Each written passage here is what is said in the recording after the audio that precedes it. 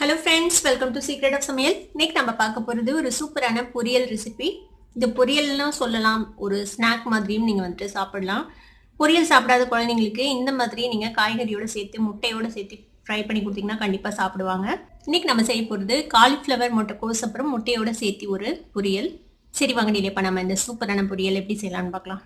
இப்போ வீட்டில் வந்துட்டு கொஞ்சமாக காலிஃப்ளவர் கொஞ்சமாக முட்டைக்கோஸ் இருந்தது நான் வந்துட்டு எடுத்து வச்சிருக்கேன். இது வந்து தனித்தனியாக பொரியல் பண்ணால் பத்தாது, அதனால நம்ம எல்லாத்தையும் சேர்த்து கூடவே 2 முட்டையும் சேர்த்து பொரியல் பண்ண போகிறேன். இப்போ இதை வந்துட்டு நம்ம நல்லா பொடி பொடியாக நறுக்கிக்க போகிறோம். நீங்கள் வந்துட்டு இதை வந்துட்டு நறுக்கிக்கலாம், இல்லைனா கேரட் துருவதில் போட்டு துருவி எடுத்துக்கலாம், இல்லைனா மிக்சியில் போட்டு ஜஸ்ட் ஒரு பல்ஸ் விட்டிங்கனாலும் நல்லா பூவாக உதிர்ந்து வந்துடும். நான் இன்னைக்கு இதை வந்துட்டு சாப்பரில் போட்டு வெட்ட போகிறேன். இதை வந்துட்டு நம்ம சாப் பண்ணிக்கலாம்.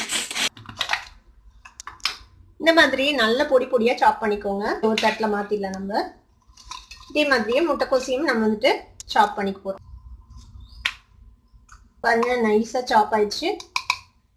இது மாதிரியே நம்ம எல்லாத்தையும் சாப் பண்ணி எடுத்துக்கலாம். இதே இந்த காலிஃப்ளவரோடய சேர்த்து போட்டு வச்சுக்கலாம். இப்போ நம்ம முட்டைக்கோசு காலிஃப்ளவர் ரெண்டையும் துருவி வச்சாச்சு. கொஞ்சமா வெங்காயம் இந்த மாதிரி நறுக்கி வச்சிருக்கேன். 2 பச்சை மிளகாயும் பொடியா நறுக்கி வச்சுக்கோங்க. கொஞ்சமா கருவேப்பிலை.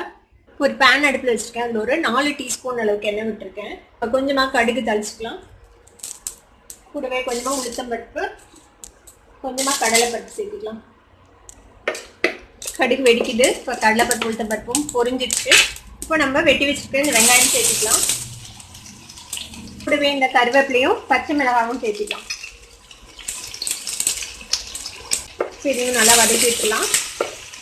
இது லேசாக வதங்கினா போதும். ஒரு கண்ணாடி மாதிரி ஒரு பழத்துக்கு வதங்கணும். லைட்டாக ஒரு பிங்கிஷ் எடுக்க அது வரைக்கும் வதக்கிக்கலாம். வெங்காயம் ஓரளவுக்கு வதங்கிச்சு. இதில் வந்துட்டு ஒரு 1/2 டீஸ்பூன் மஞ்சள் பொடி சேர்த்துக்கலாம். இந்த மஞ்சள் பொடியோட பச்சை வாசனை போனதும் நம்ம நறுக்கி வச்சிருக்கிற இந்த காலிஃப்ளவரும் முட்டைக்கோசும் சேர்த்துக்கலாம். அதில் இதோட சேர்த்து நல்லா வதக்கி விடுங்க.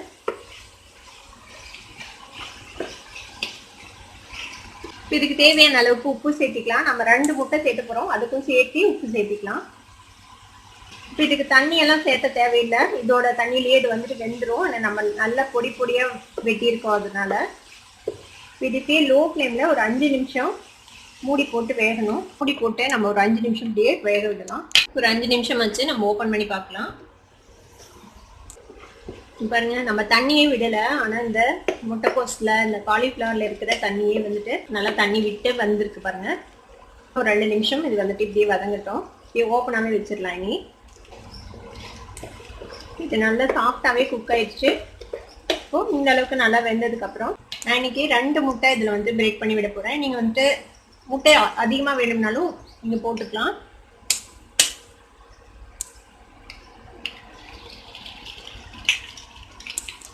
இந்த 2 முட்டையும் நம்ம பிரேக் பண்ணி விட்டுறலாம். உள்ள கூடவே கொஞ்சமாக பெப்பர் பவுடர் சேர்த்திக்கலாம். ஆல்ரெடி பச்சை மிளகாய் சேர்த்திருக்கோம். அதுக்கு தகுந்த மாதிரி பெப்பர் பவுடர் சேர்த்திக்கோங்க. உங்களுக்கு எவ்வளோ வேணுமோ அந்த அளவுக்கு. நான் ஒரு 1 டீஸ்பூன் அளவுக்கு சேர்த்திருப்பேன். இப்போ இது எல்லாத்தையும் சேர்த்து நம்ம ஸ்கிராம்பிள் பண்ணி விட்டுடலாம் அந்த காயோடு சேர்த்து.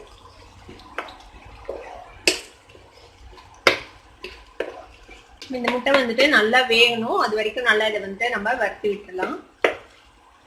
பாருங்க, முட்டையும் நல்லா வெந்துடுச்சு. நல்லா உதிரி உதிரியா ஆயிடுச்சு பாருங்க. நம்ம மேலே கொஞ்சமா கொத்தமல்லி தழை போட்டுக்கலாம்.